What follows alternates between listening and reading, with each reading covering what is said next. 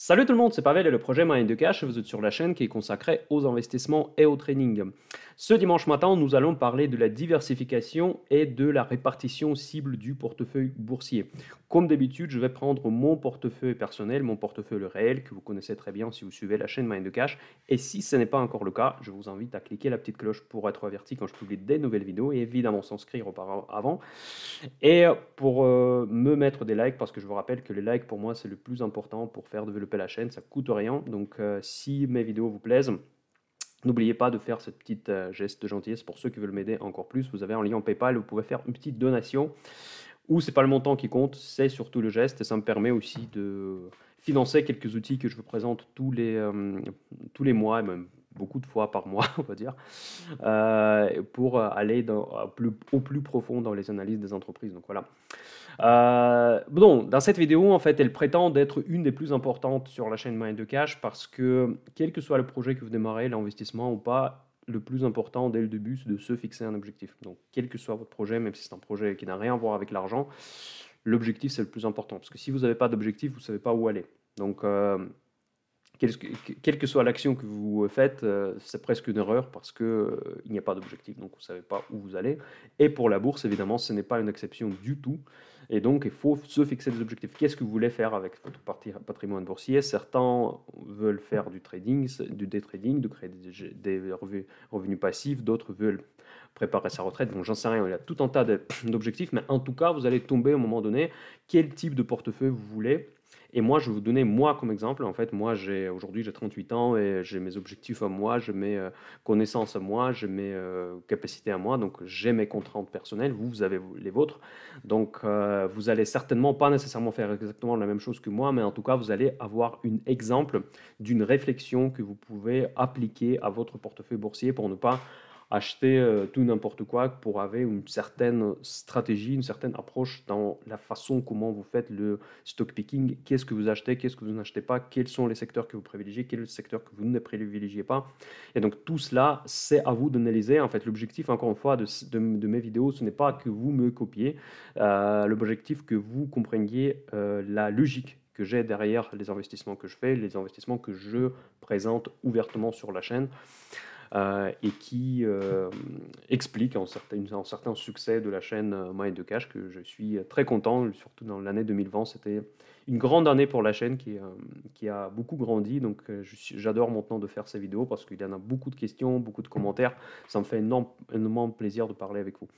Donc voilà, on commence comme d'habitude ce dimanche matin, dont je vous souhaite déjà de bons dimanches. Et j'ai préparé une petite présentation où je fais juste quelques slides pour un peu organiser mon discours. Parce que au début, j'ai prévu, en fait, pour être honnête, de faire une vidéo sur le sujet de la diversification. C'est pour ça que le premier slide sera consacré à cet mécanisme, on va dire, de gestion de risque de votre portefeuille. Mais après, finalement, j'ai décidé que je veux faire un petit peu changer le sujet. Et je vais vous parler de ma répartition cible que moi j'avais déjà en tête. Ça me permet aussi d'un petit peu mieux organiser mes sujets, mes idées en fait, et les mettre vraiment sur papier. Voilà, donc le premier slide, ça concerne la diversification. Donc pour commencer à vous parler de la diversification, je vais faire un petit peu de la théorie du risk management. Donc en fait, il y a deux types de risques globalement quand on fait de la gestion de risque de portefeuille. En fait, il y en a plus, mais bon, pour les portefeuilles de bourse, en général, on considère deux grands majeurs types catégories des risques. C'est les risques systémiques et les risques non systémiques. Donc, les risques systémiques, ce sont des risques du marché, ce que j'appelle. Donc, ça veut dire que c'est les risques boursiers. Donc, en fait, si vous avez un actif qui est coté en bourse, s'il y a un crack boursier, cet actif peut subir les dégagements énormes à cause de ce crack boursier, tout simplement, parce que là, par exemple, l'action ou l'entreprise peut être très saine, mais si ça tombe au mal, vous l'achetez au mauvais moment, juste avant la grande crise, elle va chuter, même si les fondamentaux, même si l'historique et les perspectives de cette entreprise sont trop bonnes, elle va juste se faire emporter par la vague baissière du marché. Donc ça s'appelle le risque systémique, et c'est le risque qu'on peut acheter des couvertures avec des dérivés pour se couvrir contre ce risque, et c'est tout un sujet statistique en fait, c'est toute une science en fait, comment estimer ce risque, comment se couvrir, etc. etc. Ce n'est pas le sujet de cette vidéo. Le sujet de cette vidéo, surtout cette deuxième catégorie des risques qui s'appelle les risques non systémiques. Les risques non systémiques, ce sont des risques qui sont spécifique à une entreprise concrète.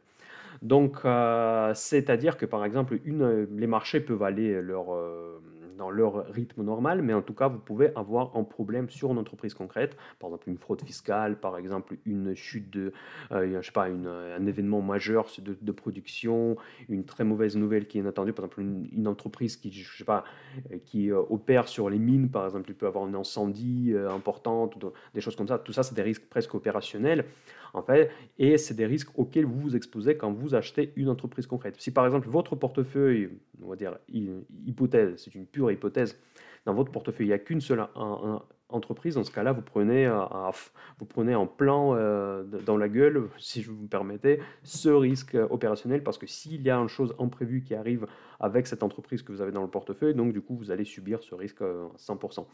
Donc pour secourir contre ce risque, le mécanisme le plus commun, c'est la diversification.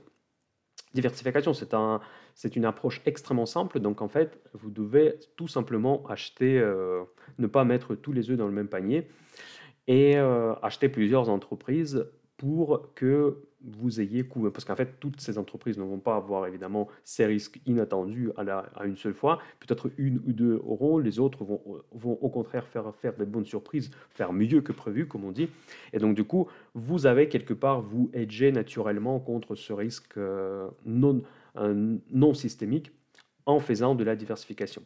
Mais la diversification, elle doit être intelligemment conçue parce que vous ne devez pas nécessairement être trop diversifié. Parce qu'être trop diversifié, dans ce cas-là, votre portefeuille deviendra très rapidement difficilement gérable parce que vous n'allez pas être capable de suivre toutes les valeurs. Si par exemple vous avez 500 valeurs dans votre portefeuille, vous ne serez pas capable de suivre chacune de ces valeurs, qu'est-ce qui se passe. Donc du coup, ça sera presque un investissement aléatoire. Donc en fait, l'objectif de risk management de point de vue diversification, c'est de trouver le meilleur équilibre entre la quantité des valeurs dans votre portefeuille et l'effet de diversification pour qu'il s'applique de manière le plus efficace. Donc il ne faut pas acheter trop, mais il ne faut pas acheter non plus, il faut acheter un certain nombre des actions. Et un point super important, que les actions que vous avez dans le portefeuille pour que la diversification fonctionne, il faut qu'elles ne soient pas corrélées. Ça veut dire quoi? Il ne faut pas que ces actions ne soient pas corrélées. Cela veut dire que si vous voulez avoir la diversification, il ne faut pas acheter Renault, Peugeot et Michelin, parce que ça vient du même secteur, donc ils sont plus ou moins sur la même tendance, et donc du coup, vous allez se couvrir contre les risques qui peuvent se passer dans une société concrète, mais par exemple, les risques de secteur, vous allez les subir en plein. Donc il faut que le portefeuille diversifié contient plusieurs valeurs non corrélées. Donc vous pouvez mettre dans votre portefeuille Total, vous pouvez mettre LVMH, vous pouvez être Peugeot, vous pouvez être BNP Paribas, ça c'est la diversification, parce que ce sont des secteurs qui ne sont pas corrélés, et dans ce cas-là, si un de ces secteurs subit une crise majeure, les autres vont s'en sortir mieux, certainement vous sauver la peau, comme on dit. Par contre, ce n'est pas le cas pour le risque systémique, donc le risque de marché. Donc si la crise boursière commence, toutes ces quatre valeurs que je viens de citer vont baisser, vont certainement baisser. Il y en a certaines qui vont baisser peut-être plus. Bon, j'imagine que par exemple, Renault et BNP dans une crise majeure, vont baisser plus que LVMH. Mais dans tous les cas, toutes les quatre vont baisser et ça ne va aucun cas vous sauver des pertes substantielles. Voilà, donc du coup, la question à se poser, combien il faut mettre des valeurs, ça je parle de la théorie pure, c'est pas ma stratégie, je vais vous parler de ma stratégie un peu plus tard.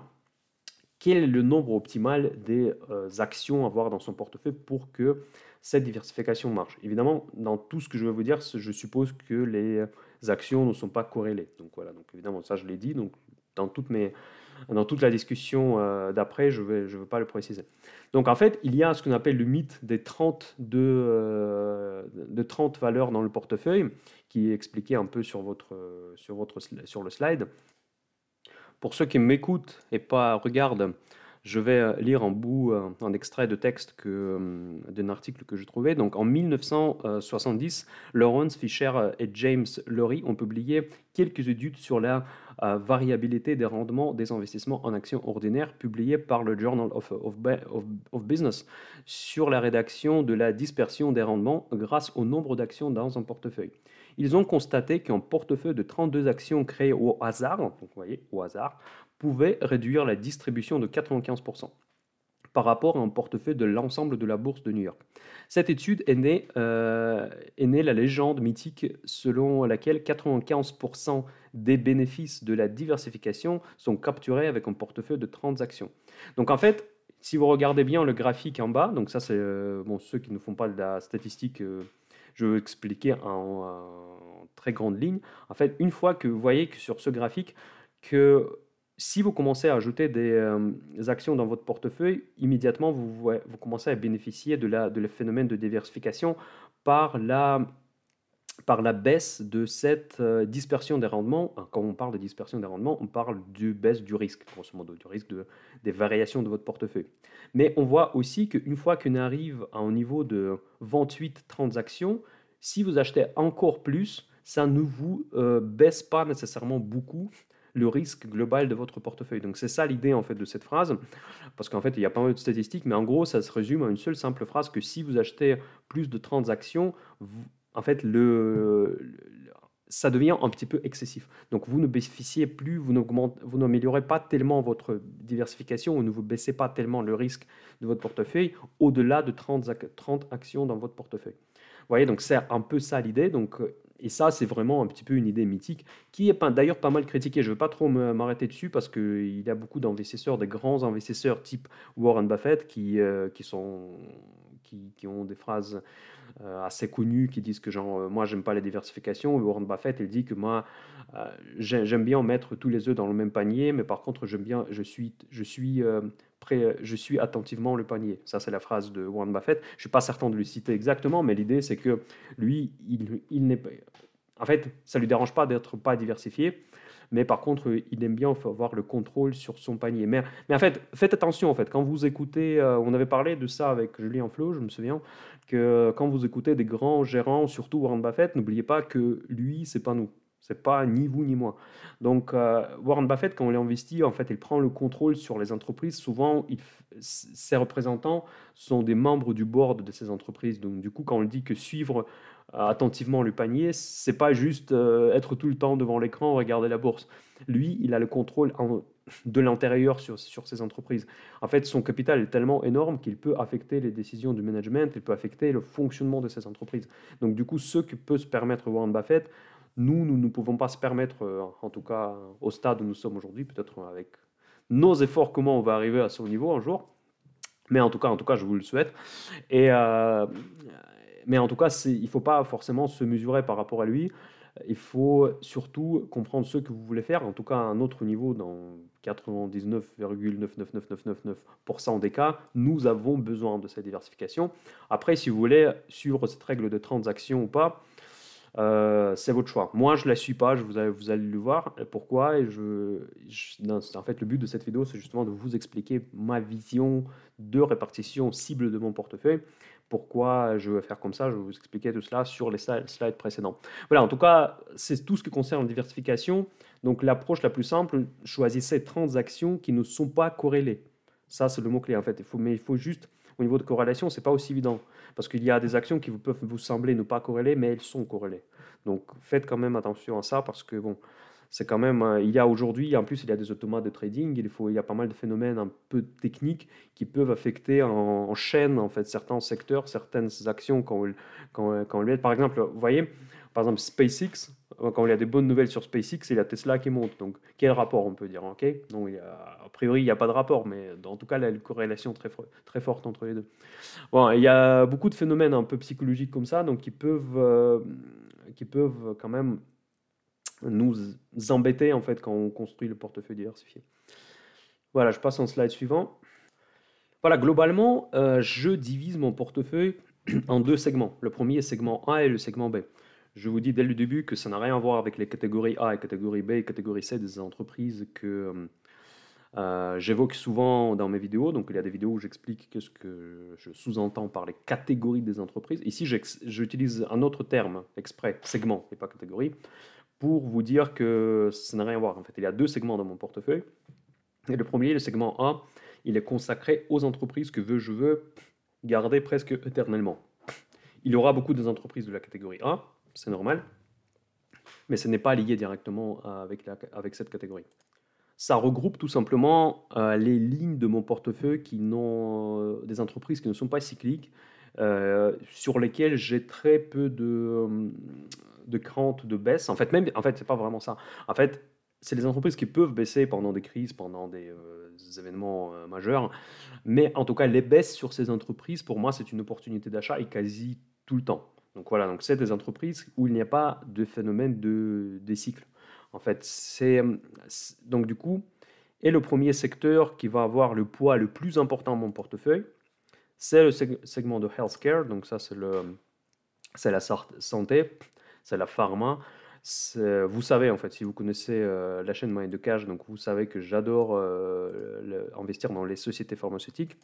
J'en ai déjà beaucoup. Pour ceux qui ne me connaissent pas, je vous invite de regarder mes vidéos de catégorie portefeuille Moyen de Cash. Vous allez voir à peu près mon approche. En fait, moi, du coup, je fais la diversification par secteur et dans chaque dans chaque secteur, moi, j'ai une sous-portefeuille. En fait, pour moi, c'est comme mon portefeuille, c'est un ensemble de petits portefeuilles qui implémentent des stratégies différentes. C'est ça ma façon de voir la diversification cible. Enfin, j'ai pas envie de voir juste en nombre fixe des actions, mais je veux en voir en nombre fixe des stratégies dans mon portefeuille. Vous voyez ce que je veux dire? Parce que certaines stratégies peuvent être implémentées avec 3-4 actions.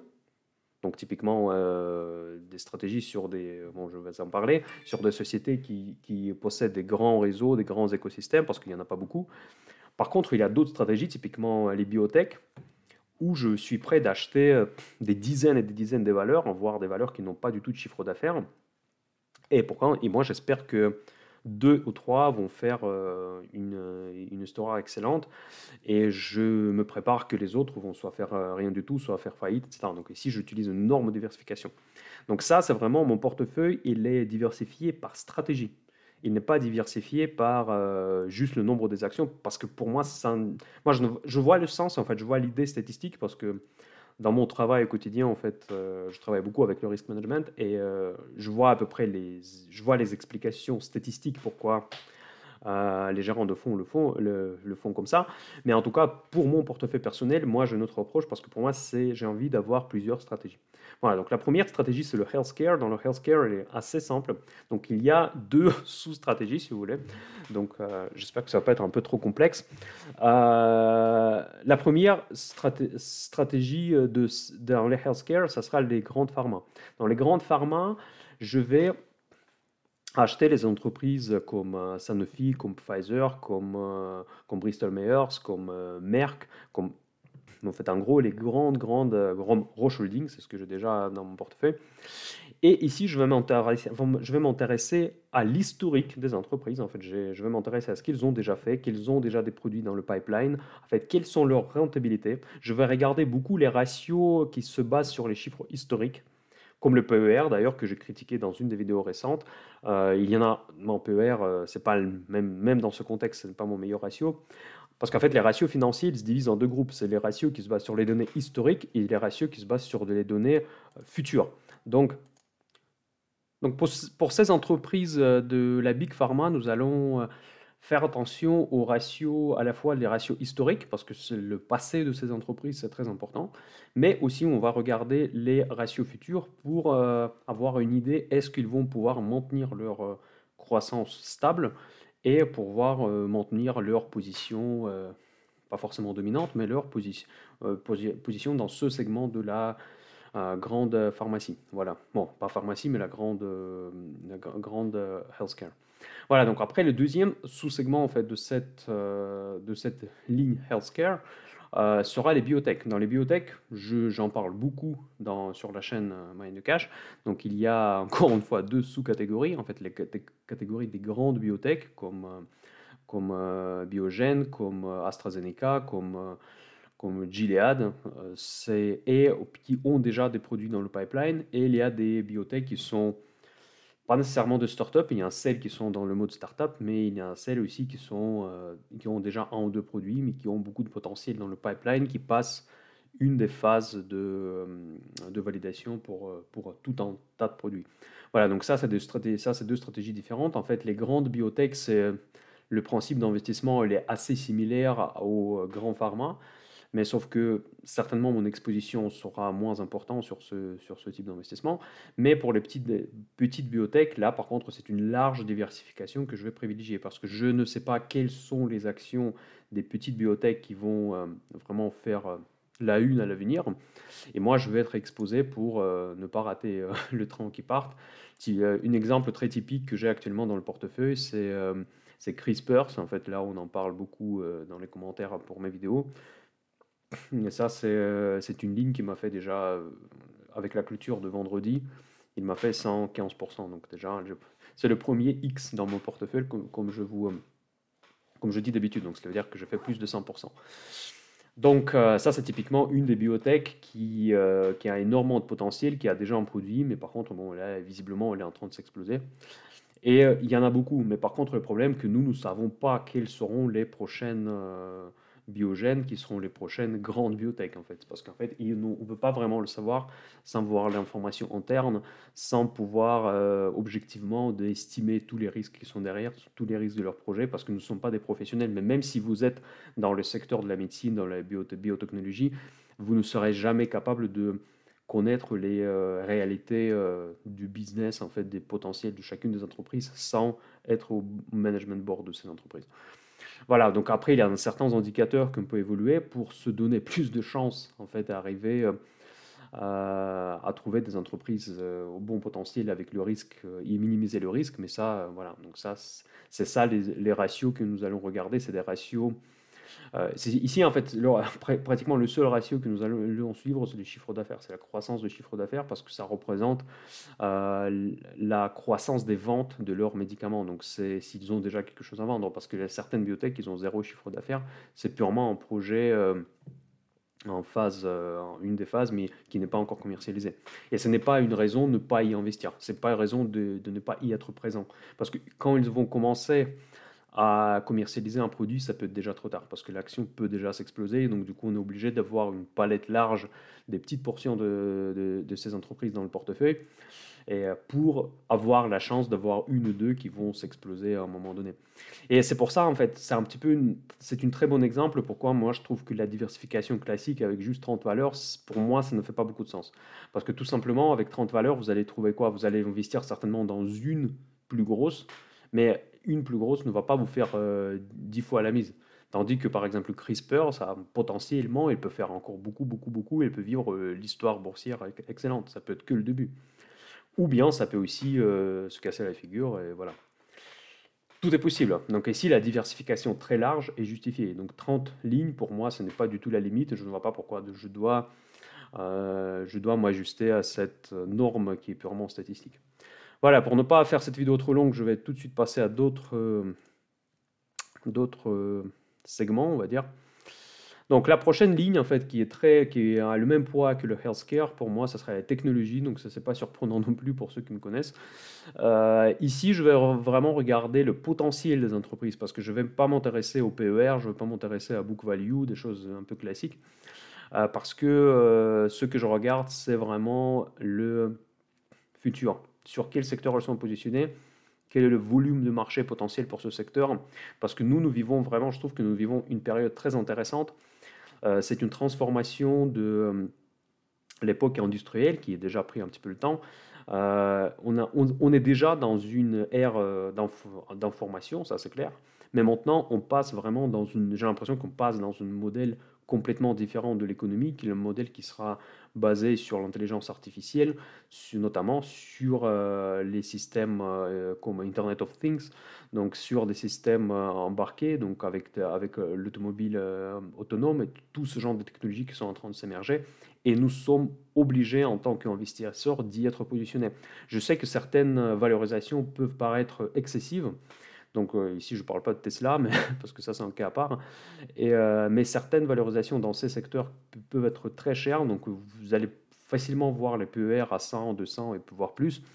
Mais ce n'est pas une raison de ne pas être présent. C'est parce que les volumes de marché sont tellement importants et le marché price en avance déjà les potentiels de ces entreprises. Donc, si vous allez attendre qu'un jour ça baisse, je veux la racheter quand ça baisse, ça peut ne jamais arriver. Vous pouvez voir le train partir donc sans vous, et malheureusement ça m'arrive beaucoup de fois. Et c'est un des types des erreurs qui me gêne le plus en fait dans l'investissement, c'est quand vraiment je suis en retard au train et le train part sans moi. Voilà, donc ça c'est le secteur de technologie, il n'y a rien de surprenant, j'en parle tout le temps, donc du coup je ne vais pas trop passer le temps là-dessus. Troisième en fait ligne qui va avoir quand même beaucoup de poids, mais un petit peu moins, c'est la nourriture et les boissons. Donc là c'est un petit peu le mix d'anglais et français. En fait, d'où d'ailleurs j'ai pris tous ces noms des secteurs. En fait, c'est juste pour votre information. Il y a une classification qui est officielle, qui s'appelle ICB, classification des secteurs, mais c'est celle qui est utilisée dans tout le monde financier en fait. C'est juste pour votre information, pour votre culture financière que je vous le donne. Vous pouvez le trouver en tapant sur Google ICB Sector List. Et donc ça, c'est les secteurs. Il y a des industries, super secteurs, secteurs et sub-secteurs. Donc c'est une hiérarchie qui structure plus ou moins tous les secteurs de notre économie. Et chaque entreprise, elle tombe dans un de ces secteurs. Donc c'est assez, en fait, bon, c'est assez intéressant de le regarder parce qu'après, je suis pas toujours d'accord avec la façon comment les, euh, les bourses classifient certaines entreprises dans quel point de cette hiérarchie le mettent. Mais dans tous les cas, j'ai essayé de, en fait, quand je préparais cette présentation, j'ai essayé de suivre un peu cette classification et j'ai choisi les secteurs ou les sous-secteurs qui m'intéressent particulièrement pour avoir une ligne dessus sur mon portefeuille. Voilà, c'est juste une petite parenthèse pour vous donner un exemple. Voilà, donc là, la nourriture, les boissons. Déjà, bon, je vais posséder forcément les grands groupes agroalimentaires comme Danone, Nestlé, B&G Foods, etc. Donc, bon, BNG Food, c'est un petit peu autre chose, c'est plus comme Bonduel. Mais en tout cas, je vais quand même ici avoir une particularité moyenne de cash. Moi, je vais me focuser sur l'alimentation de la nouvelle génération. Je veux parler rapidement, en fait, parce que déjà, moi, ça fait un moment que j'ai commencé à essayer de manger moins de viande. Donc je commençais à passer sur les substituts de la viande. Donc du coup, je trouve ça vraiment, c'est une expérience excellente que j'ai vécue. Donc maintenant, je mange la viande une fois par semaine à peu près. Et je commence à graduellement passer à cette mode de consommer la viande qui est différente par rapport à la mode à l'ancienne. Et je pense que c'est une nouvelle tendance. En fait, pourquoi je vous en parle? C'est juste pas pour vous parler de ma vie, mais c'est surtout parce que moi je trouve que c'est non seulement la mode actuellement, mais c'est surtout le changement du paradigme et nous allons avancer graduellement. Je ne dis pas que c'est un processus qui sera très rapide, mais pas comme la transformation technologique, parce qu'il n'y a pas vraiment de besoin, une nécessité de faire ça, mais en tout cas je pense que le monde va vers ce type de consommation avec consommer moins de viande et progressivement de le remplacer par les substituts végétaux. Donc, et je vais dans ma sélection des actions, je vais me focuser sur des valeurs qui sont spécialisées dans ces segments. Après, je vais vous faire des vidéos sur chacun de ces secteurs. Je vais vous parler en détail avec des exemples des sociétés. En tout cas, ça, c'est vraiment une overview. Et, et en fait, on va parler plus en détail en fait, sur ce phénomène de changement de type des habitudes de consommation. Et en fait, pour nous les Européens, en fait, ça peut être choquant qu'il y ait un certain qui mange des insectes, des choses comme ça. Par contre, en Suisse, là où je travaille, donc, il y a déjà dans les magasins, vous pouvez acheter des steaks qui sont faits à la base des insectes. Pour nous les Européens, ça peut être un peu choquant. Bon, il y en a beaucoup qui seront dégoûtés d'entendre ça. Mais en tout cas, figurez-vous que plus de moitié de la population mondiale mange comme ça, notamment en Asie. Donc ça peut vous donner une certaine réflexion. C'est quand même pas un phénomène nouveau. En fait, c'est un phénomène nouveau chez nous en Europe, mais qui arrive progressivement. Et donc, c'est quelque chose qui, en fait, c'est juste une idée pour la réflexion quand vous allez prendre votre café du dimanche, comme ça. Parce que c'est vrai que peut-être les habitudes de consommation dans les années à venir vont changer, comme change tout le monde entier. Parce que maintenant, on va manger moins gras, on va manger moins de viande, moins calorique. Voilà. Donc, et l'offre dans les magasins, dans les supermarchés, évidemment, elle va suivre cette nouvelle manière de consommer. Voilà. Voilà. Maintenant, c'est une autre ligne dans la diversification segment A, c'est un des premiers segments où je vais investir, c'est les plateformes et les plateformes de sharing.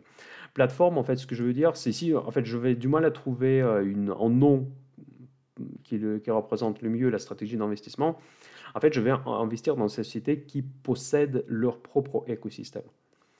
Il n'y en a pas beaucoup. Ici, justement, la diversification ne sera pas énorme parce que les sociétés qui possèdent vraiment des écosystèmes reconnus et qui sont mondialement utilisés, il y en a juste une dizaine peut-être. Donc ça, c'est le Facebook déjà, on en pense évidemment. Apple, Google, Amazon, bon, eBay en moindre mesure, Uber d'ailleurs, ça c'est une action que j'ai dans le portefeuille. Donc ça, c'est une euh, société qui, pour moi, a un potentiel de devenir comme un Amazon pour des services. En fait, parce que toutes ces sociétés, c'est une sorte de framework où vous pouvez embarquer tout un tas de choses. Donc, c'est beaucoup plus qu'un système de recherche, c'est beaucoup plus qu'un marketplace en ligne. C'est vraiment une plateforme. Ça, en fait, là, ici, j'ai investi dans une plateforme, par exemple Airbnb, pareil. Starbucks, ici, j'ai mis, bon, je sais pas trop pourquoi je l'ai mis, mais parce que pour moi, c'est quand même un petit peu le business que j'ai catégorisé dans ce système parce que vraiment en fait, j'ai lu un livre il y a longtemps qui était... c'est un excellent livre, il s'appelle, avec un nom complètement stupide, c'est un petit livre pour réussir en bourse, ou quelque chose comme ça. Il y a d'ailleurs une vidéo que j'ai enregistrée sur ce livre-là dans une catégorie bibliothèque moyenne de cash. Moi, je trouvais que c'est une des meilleurs livres sur l'investissement où on parle des avantages concurrentiels. Il parlait de Starbucks parce qu'ils ont un avantage concurrentiel de processus. Donc, ça veut dire que le processus leur donne un avantage concurrentiel. C'est quand même quelque chose de fou. Parce que leurs concurrents, ils ont du mal de reproduire leur processus, parce que leur café n'a rien de particulier, même loin de là. Donc, mais par contre, le processus, comment le business est structuré, c'est ça leur donne un avantage concurrentiel, et beaucoup n'arrivent pas à leur détrôner en fait de leur position dominante sur ce marché. Voilà. Donc ça, je pense qu'il n'y a pas grand-chose à rajouter. Et après, les financières. Voilà, les financières, ça, c'est assez intéressant parce qu'on pense naturellement des banques, mais non. En fait, ce n'est pas les banques que je vais investir dans cette ligne-là. Moi, je vais m'orienter surtout sur des moyens de paiement qui sont indispensables parce qu'ils font partie de notre vie, qui vont rester partie de notre vie, comme Visa, Mastercard, American Express en moindre mesure.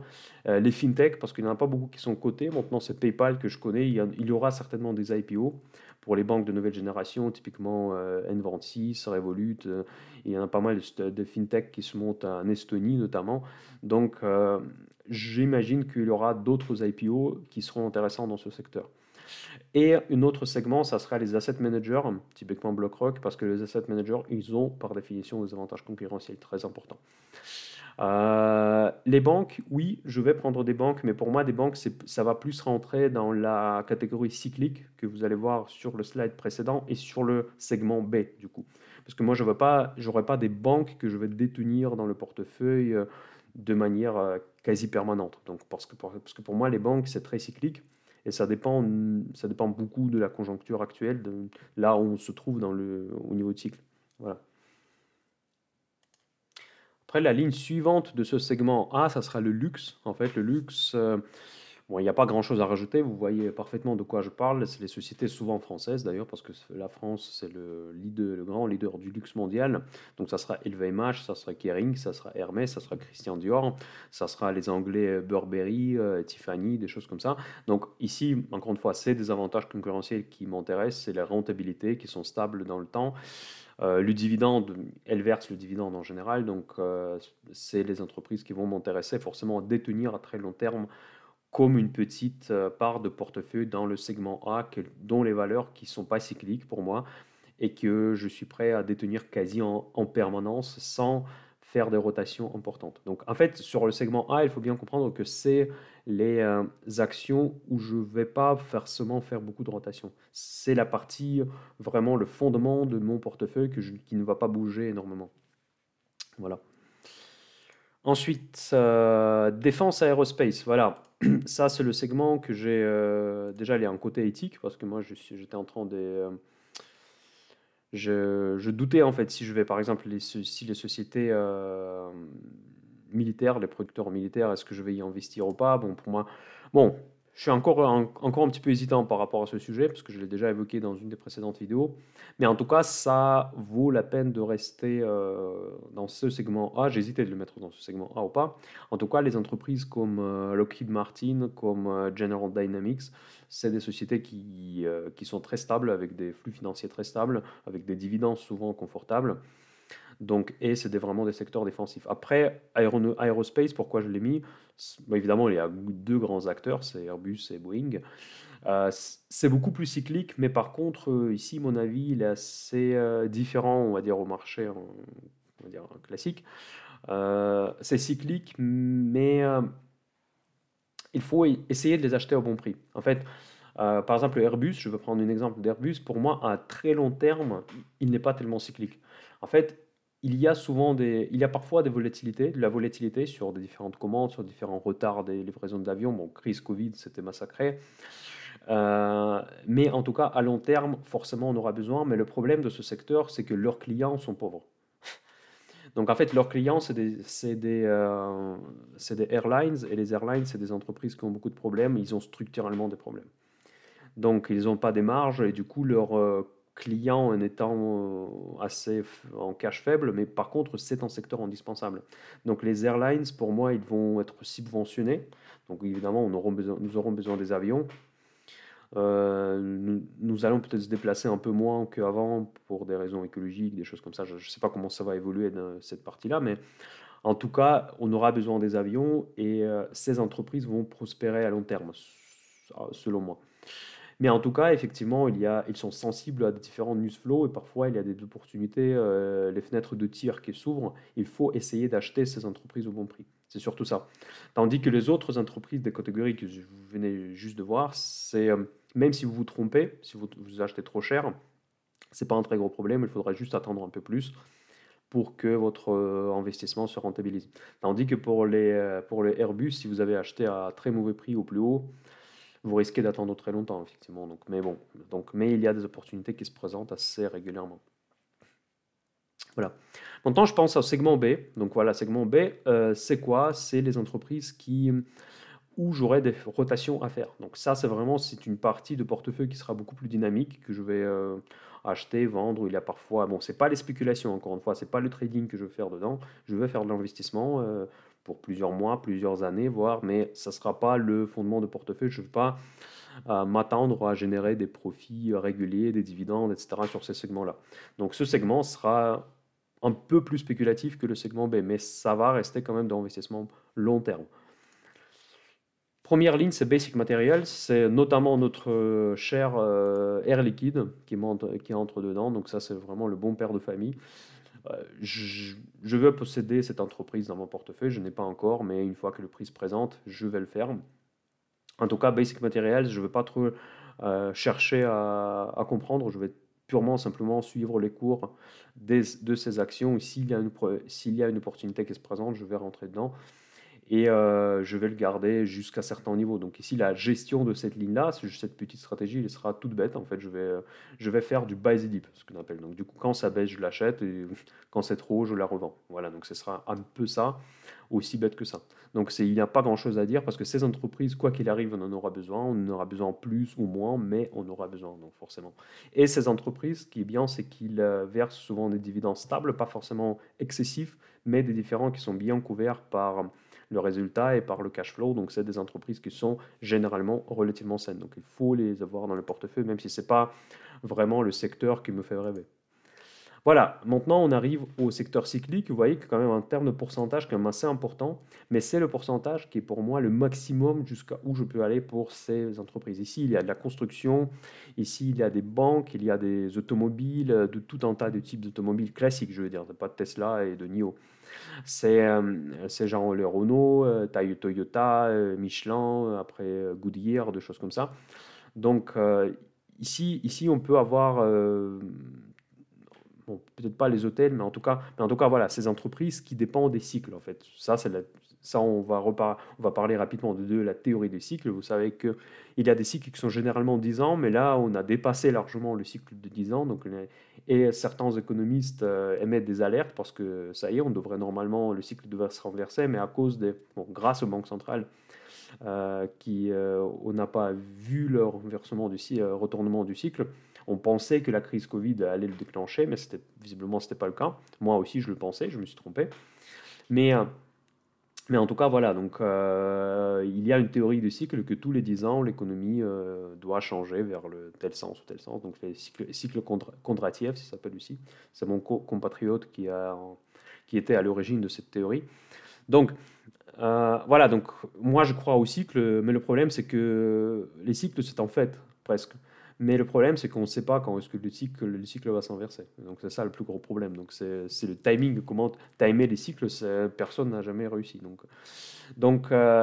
en tout cas, à un moment donné, on peut toujours assez facilement constater est-ce qu'on est dans la partie haute du cycle ou on est dans la partie basse du cycle. Aujourd'hui, on est clairement dans la partie haute parce que ça fait 12 ou bientôt 13 ans qu'on est dans le cycle haussier. Donc, on ne peut pas dire qu'on est en bas de cycle. Ok, donc ça, je pense que ça, c'est assez logique. Et dans ce cas-là, aujourd'hui, mon exposition sur les valeurs cycliques, elle est proche de zéro. Voilà, donc, et dans les valeurs cycliques, on peut faire entrer des pétrolières, certaines pétrolières, etc. Donc, même si j'ai une catégorie un peu à part pour ça. Voilà, donc les cycliques, ça va être très dynamique en fait, en fonction de cycle économique macro. Donc ça, c'est un des trois piliers de la stratégie moyenne de cash, macro, fondamental et l'analyse technique. Donc ça, c'est vraiment le macro qui va nous dire à quel point on va être exposé sur des valeurs cycliques. Voilà, maintenant, NIMBY en fait. NIMBY, ça c'est un secteur, je suis sorti un petit peu à part, je vais avoir une petite ligne. NIMBY, ça veut dire quoi? Ça veut dire Not in my backyard. En fait, c'est une acronyme anglo-saxon qui détermine les sociétés de traitement des déchets, des choses comme ça. Pourquoi je l'ai sorti à part? Parce que ça, vous pouvez être surpris par ça. Parce qu'en fait, ces entreprises ont souvent des avantages concurrentiels très forts. Parce que, comme on dit que le nom NIMBY, donc Not in my backyard, ça veut dire pas dans mon jardin. Bon, je sais pas comment dire backyard en français, ben, pas dans mon jardin. Donc ça veut dire que tous ces déchets, personne ne veut les avoir à côté de chez soi.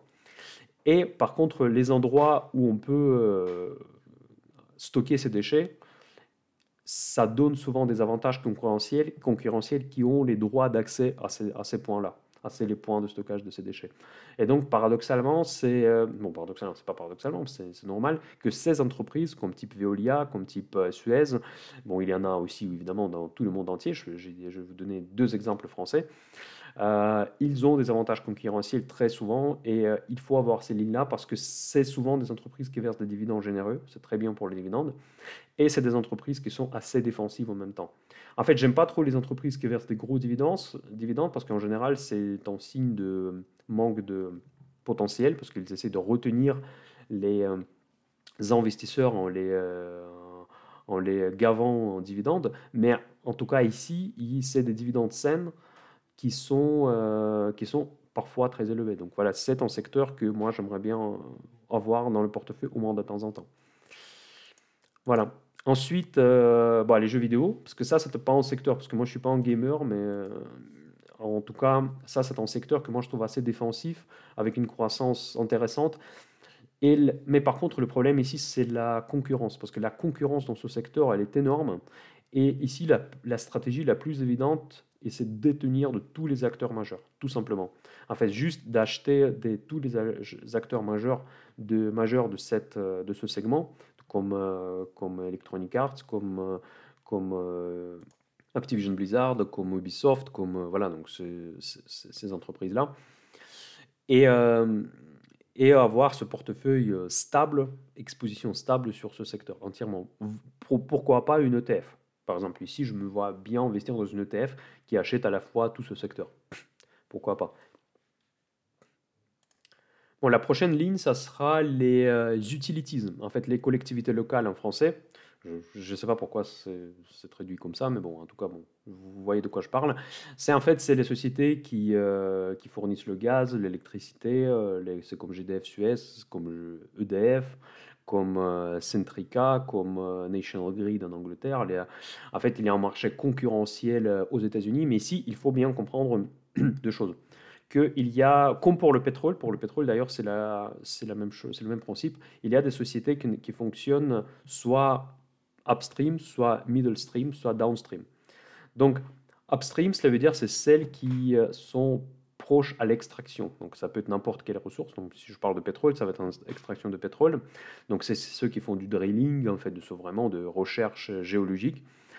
Et après, midstream, c'est celles qui font le stockage et transportation. Donc en fait, c'est ceux qui font le liaison entre upstream et downstream.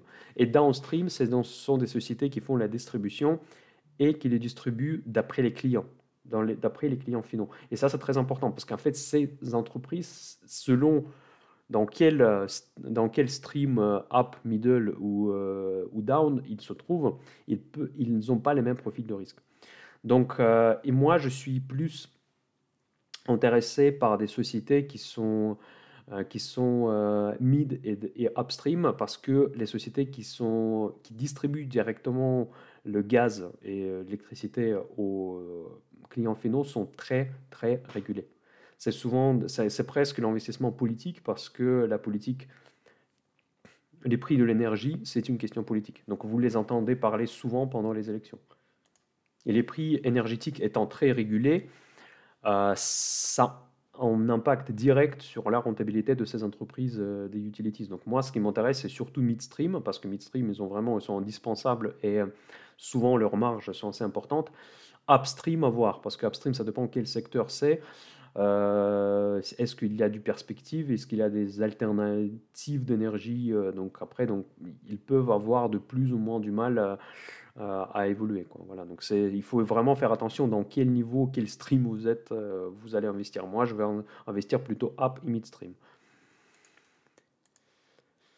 Attendez, juste avant de commencer à parler de l'immobilier, en fait, pour les utilities aussi, il y a quand même, j'ai oublié de dire qu'il y a des sociétés qui s'appellent integrated, donc c'est des sociétés qui interviennent sur tous les trois streams. Donc, typiquement, Total, c'est integrated oil parce qu'ils sont sur tous les trois niveaux. Donc voilà. Donc maintenant, immobilier. Mais attention, ici, je ne veux pas parler de l'immobilier du pur sens du terme. Parce que je suis en train d'essayer de lancer une catégorie immobilier physique sur la chaîne, parce que pour l'instant, la première vidéo que j'ai enregistrée la semaine dernière ne m'a pas convaincu pour l'instant, parce que je ne vois pas trop d'intérêt. Pour moi, l'immobilier physique, les REITs, il y a une catégorie à part pour les foncières cotées. C'est un investissement complètement à part. Ici, je vais investir dans l'immobilier où je ne vais jamais investir en physique, ni en immobilier coté. Ça sera les sociétés qui opèrent dans l'immobilier, c'est les promoteurs, surtout ceux qui distribuent les produits de défiscalisation. Comme je vous ai dit, en fait, moi, je trouve qu'investir dans la défisque, c'est vraiment la perte de temps. Et moi, je préfère d'investir dans des entreprises qui distribuent les produits immobiliers de la défiscalisation parce que c'est elles qui mangent toute la rentabilité de ces investissements. Et ces sociétés sont très rentables sur le coup, ce qui est logique parce qu'en fait, elles récupèrent la rentabilité de ceux à qui ils vendent ces produits. Donc du coup, c'est plus intéressant d'investir pas dans le Pinel, mais surtout dans l'entreprise qui vous vend du Pinel. Vous voyez, donc c'est ça l'idée.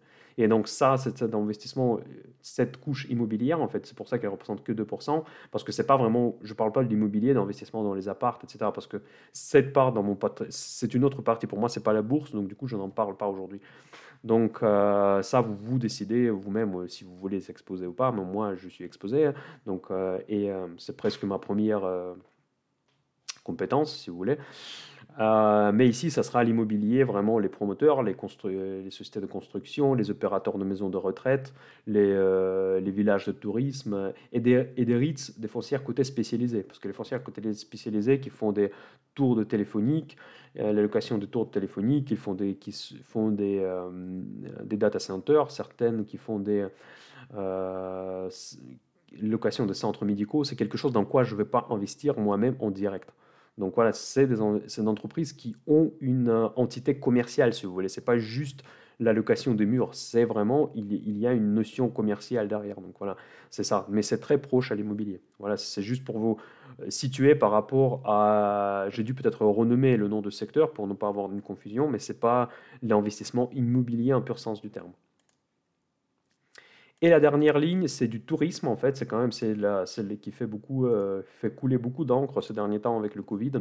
Donc ça, c'est les hôtels, principalement en haut de gamme, qui m'intéressent. Donc après, les villages touristiques, les croisières, etc. Donc aujourd'hui, ça, c'est le secteur qui est massacré. Mais en tout cas, moi, je suis prêt de consacrer une petite ligne, une petite partie de mon portefeuille pour les valeurs de ce type. Évidemment, ça sera une toute petite ligne. Je sais qu'il y a des concurrences avec Airbnb, avec bon, le tourisme. En fait, l'avenir du tourisme n'est pas, il n'est pas, je ne peux pas dire qu'il est incertain, mais il n'a pas une certitude aussi claire comme c'était il y a une dizaine d'années. Et donc, mais quand même, en tout cas, je pense que ce secteur va une telle ou telle forme exister, et les entreprises qui sont positionnées dans ce secteur vont y rester. Donc, ils ont des moyens financiers pour se transformer, pour être en ligne avec les solutions de la nouvelle génération, on va dire. Voilà, donc c'est en gros pour résumer cette vidéo, j'ai deux grands segments, le segment qui ne bouge pas, où j'ai investi à très long terme et que va faire partie de mon patrimoine. Deuxième segment où c'est plus investissement dynamique, selon le cycle, selon mes avis, selon le cours de bourse, je vais adapter cela. Et c'est comme ça que je vois la diversification. Pour moi, je ne veux pas investir juste dans les 30 valeurs décorrélées comme présage l'analyse statistique, la théorie de risk management de portefeuille, parce que pour moi, bon, c'est pas intéressant et moi, je vois pas trop la logique derrière, parce que moi, je veux investir dans ce que je crois, dans ce que je vois de sens dans l'investissement, et chaque ligne de mon portefeuille diversifié, ce n'est pas une action, c'est une petite stratégie qui va avoir ses règles, qui va se baser sur ses propres ratios, qui va avoir sa stratégie d'entrée, sa stratégie de sortie, et évidemment son niveau d'exposition financier. Voilà, donc j'espère que cette vidéo était utile pour vous. Donc ça vous donnera, j'espère, une inspiration pour votre gestion personnelle de votre portefeuille. Donc posez-moi des questions dans les commentaires, partagez cette vidéo surtout à vos amis qui sont intéressés à la bourse, parce que comme ça, aussi notre communauté pourrait grandir. Donc, n'oubliez pas de mettre le like avant de partir, ça m'aide beaucoup. Et pour ceux qui veulent l'aider à la chaîne, vous avez un lien PayPal pour faire une petite donation. Je vous souhaite de bons dimanches, très bientôt, et mind the cash. Bye bye.